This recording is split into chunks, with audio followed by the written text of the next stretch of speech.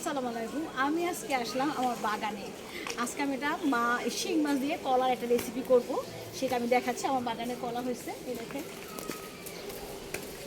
আমি কলাটা পারবো, কলা পেরে আমি এখন বানাবো, রান্না করবো। তার মধ্যে থানকুনি পাতা লাগবে। থানকুনি পাতা অ্যাভেলেবেল পাওয়া যায় না, আমাদের এলাকায় খুব ভালো পাওয়া যায়। আমি অবশ্য থানকুনি পাতা বুনেছি। এই যে থানকুনি পাতা, এটা ভর্তা করে খাওয়া যায় কাঁচা কাঁচা। এটার অনেক গুণ, ঔষধি গুণ আছে অনেক। হ্যাঁ, আমি কিছু থানকুনি পাতা উঠিয়ে নিচ্ছি।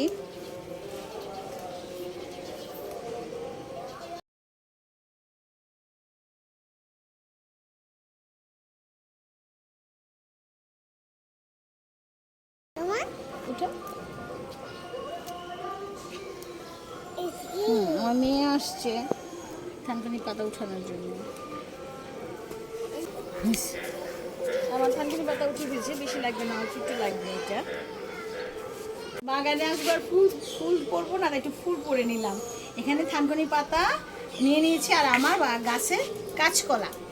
চলুন দেখি কিভাবে রান্না করা যায় শিং মাছ, কাঁচকলা আর সবজি। কলা আর থানকুনি পাতা নিয়ে আসলাম।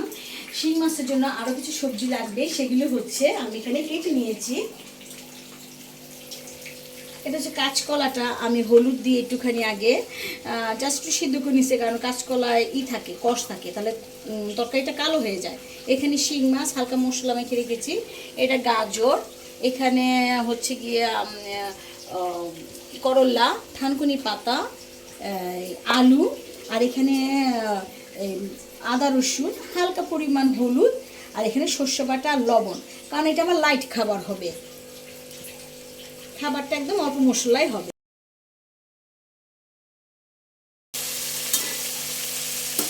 পোস্তটা দিয়ে দেব। যেহেতু আমি কাঁচকলাটা আমি একটু সিদ্ধ করে নিয়েছি, আমি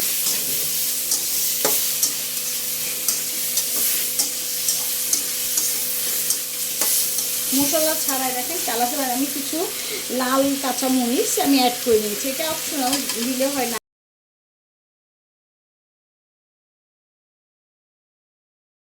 এখন আমি কলা নিয়ে আসছিলাম, সে কলা দিয়ে দিই। কলাটা একটু সিদ্ধ করে দিলে ভালো হয়, কারণ কলার কষে তরকারিটা কালো হয়ে যায়। কারণ সিদ্ধ করে দিলে কলার কষে আর তরকারিটা কালো হবে না। একটু কষিয়ে নিব।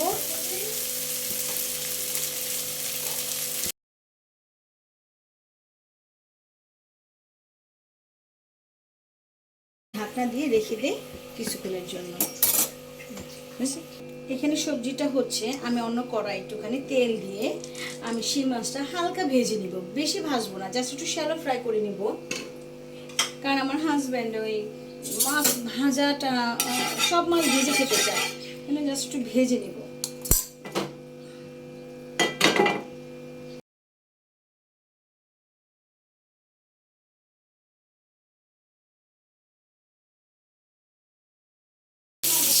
দেখি তরকারিটা কি হচ্ছে, বড় কিছু করেছে।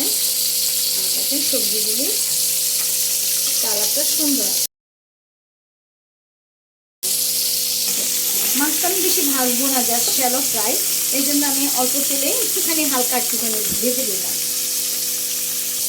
আমার যেহেতু তরকারিগুলি সিদ্ধ হয়ে গেছে, এখন আমি মাছটা দিয়ে দিব এখানে।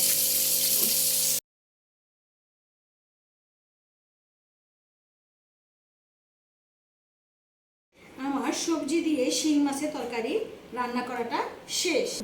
তাও দেখেন কালারটা সুন্দর আসছে, আর সবজিগুলিও সুন্দর কালার আসছে। তাহলে আমার এই ভিডিওটা দেখে যদি আপনাদের ভালো লেগে থাকে, তাহলে আমাকে লাইক, কমেন্ট, শেয়ার করবেন। তাহলে আজকের মধ্যে একটু আসসালামু আলাইকুম।